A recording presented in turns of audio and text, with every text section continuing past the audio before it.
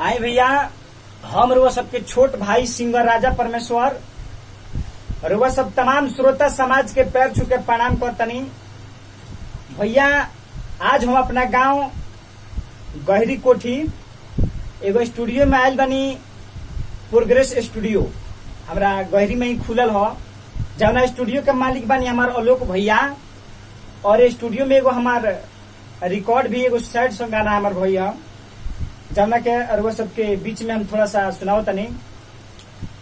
सुन हे भैया दिलवा लगैब, कहतनी एक दिन पछतैब। अरुआ सब एक बार ओकरा के जरूर सुनम और अपन दुलार प्यार और यहाँ के चैनल के भी सब्सक्राइब जरूर करम और शेयर कमेंट करे के तो साफ मत भूलबे भैया। Progress music Bhojpuri. प्रणाम।